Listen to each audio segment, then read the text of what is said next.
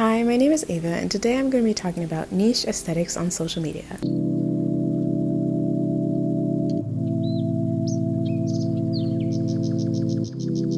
Now, aestheticism was an art movement that started off in the 19th century, mostly talking about beauty in terms of art. But I'm talking about aesthetics in the way of fashion. One of the first very popular aesthetics for Gen Z was the VSCO girl. This started around 2019 and 2020. It was mostly popular on TikTok. A VSCO girl would dress up in a big t-shirt with shorts or leggings, and they would wear their Birkenstocks along with their Hydro Flask. People would make fun of the way they talked because when you say Hydro Flasks, it makes that sound, and people would make videos about that, which I didn't find particularly funny, but that was just the main laughter about it. This one was just so popular to where a lot of people were dressing up as it, and I would see people dress up like this in real life. Well, not during that time because I mostly saw it during the height of the pandemic, but I have seen people still dress up like that. And I kind of partook in it to an extent because I was carrying my Hydro Flask.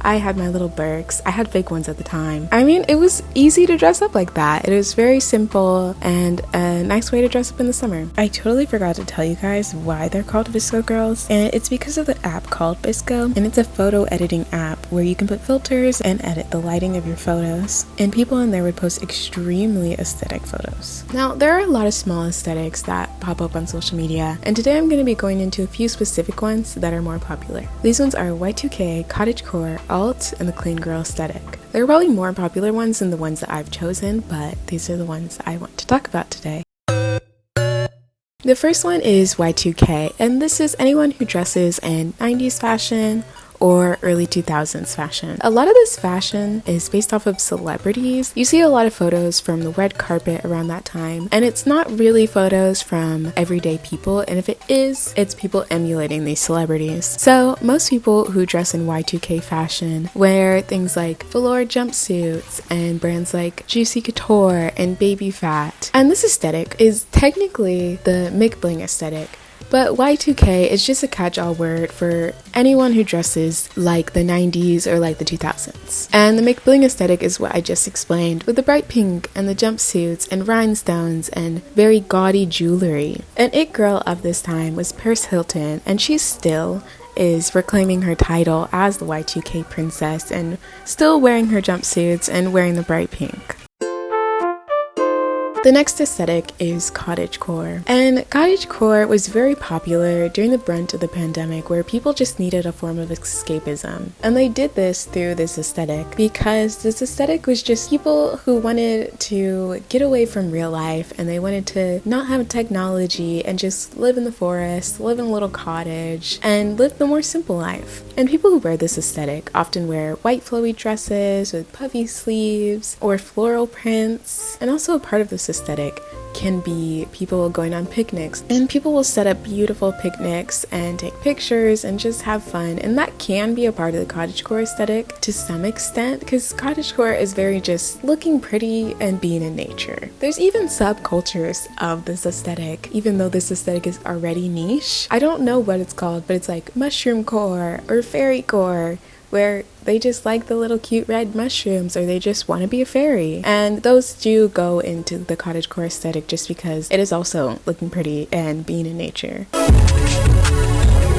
This next one is the alternative aesthetic, and this aesthetic is also like Y2K in the way that alt is just a catch-all word for a bunch of different aesthetics, but if you wanted to look this aesthetic up that I'm specifically talking about, you would probably look up an e-girl, and an e-girl was someone that was so popular on TikTok in 2020, and it's denoted by their specific makeup of really thick winged eyeliner and bright blush. They also dressed in a darker way, and it's very like cute clothes but make it dark. So they'd wear pleated skirts, but black pleated skirts, or tights that were ripped, or fishnets. And there's also people that would wear a lot of black and pink items. Most of the e-girls wore black and pink makeup and black and pink clothes, but that is still a subset of alt. And most alt people, it's hard to explain because it's not just one aesthetic, but I'll show you some different pictures. And it's mostly just people wearing dark clothes. It's just like a different kind of goth, a different kind of emo, a different kind of grunge. And I partook in this fashion in 2020 because I saw it on TikTok and I thought that it looked really cool. So I was more towards the e-girl aesthetic, and I'll put up some pictures. But I really enjoy dressing like this sometimes. But I did never wear it out just because this was during the height of the pandemic and I wasn't going anywhere. But if I do dress like this, I have dressed like this in a more toned down way just to kind of assimilate a little bit better. But I have seen people go full out dressed like this and I think it looks so cute, but that's not fully my aesthetic now just because I dress different ways. I don't go to just one aesthetic.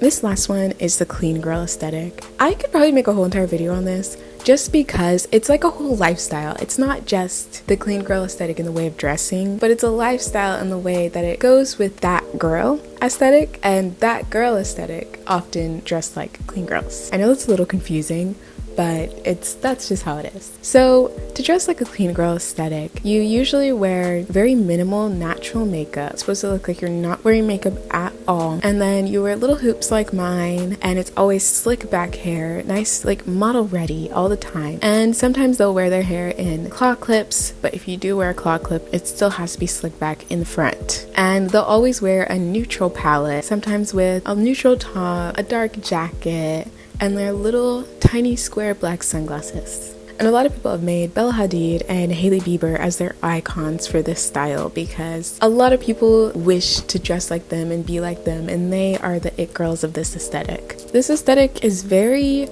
model off duty, so you're always trying to look the most beautiful, but like you didn't try at all. Now, I don't love this aesthetic just because it's not very creative in the way that most people who participate in this aesthetic look exactly the same. A lot of the other aesthetics I talked about before, everyone just does it in their own way and they put their own style on it. But a lot of the times when I've seen this one, everyone looks exactly the same. It's just that they bought their clothes from a different store. This one I have seen the most, specifically this year, because it's more new, and I've seen it the most of people at my school with their hair slicked back and their messy claw clip, with their little glasses and their neutral palette outfit. And I think it looks pretty, but the only thing that I don't like about it is that it's not very creative because most people just look exactly the same.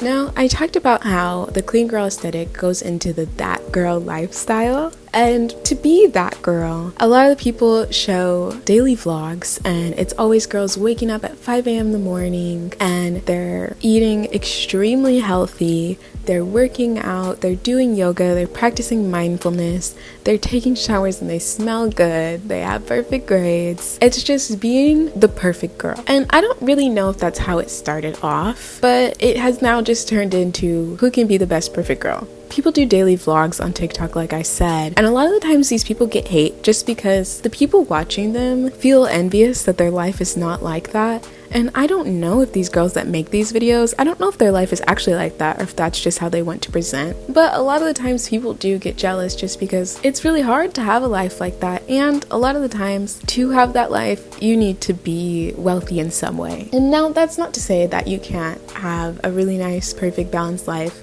and not be wealthy, but the way that they show it, it's only on the side of wealth. There are so many other niche aesthetics on social media, and a lot of these have risen up because of micro trends, like I talked about in my last video, where TikTok just gives you so much information. We're receiving all this information from all these social media websites to where everything's happening so fast and trends can't last very long. So we have all these niche aesthetics where they start and then a lot of the times they're just forgotten. Like the VSCO girl aesthetic. It was so popular, but now you're not really going to see influencers talking about that. There are people that dress like that in real life, but it's not popular enough for your it fashion girls to talk about it now. That's why there's a lot of micro aesthetics, and they're just very specific most of the time, where you totally wouldn't even think that that's a real aesthetic. There are some examples like coconut girl, spiritual girl, light academia, dark academia, just very specific aesthetics like that. And there are now also small aesthetics that are just a normal word with core at the end. So it'll be weird core, star core, clown core, pink core, where you just take that word and you add core at the end and it's an aesthetic. And you can probably look up anything and add core at the end and find people that also like that thing. That's kind of fun to me, to where there's just so many people in the world that even when you think something's extremely niche, you'll always find someone who also likes it too. Now, some people oppose these specific aesthetics because they feel as though it puts people in a box, and why does everyone need an aesthetic to fit their life? I don't agree with this argument because aesthetics don't always put us in a box. In some ways they do, and there has been times where aesthetics have been harmful to people, especially in the Tumblr days, but that is a whole another video to talk about. A lot of these aesthetics just help people find other people who like the niche things that they like. And sometimes it's hard to find people who are similar to you and like the weird things that you like. But with these small aesthetics, it makes that way easier. And I really enjoy that because I like several different aesthetics. I found out about the coconut girl and the spiritual girl aesthetic this summer, and that's just how I wanted to dress. Or I dress some days where I dress super dark, wearing all dark clothes. There's some days where I'm wearing all pink and everyone knows that pink is my favorite color. And that's fun to where I can dress different ways if I want to. I can be a part of one aesthetic. I can be a part of another aesthetic. It's just nice to have this aesthetic gathered in a way where even though it's so specific, I just look up the words and I can see everything I want on it. So as you can tell, I really like aesthetics and I enjoy the niche aesthetics where not many people know about it, but it's so specific to the things that you like. And if you made it to the end of this video, please comment down below what aesthetics you like and what aesthetics you participate in. Also, if you like this video, leave a like and subscribe. Thanks for watching. Bye.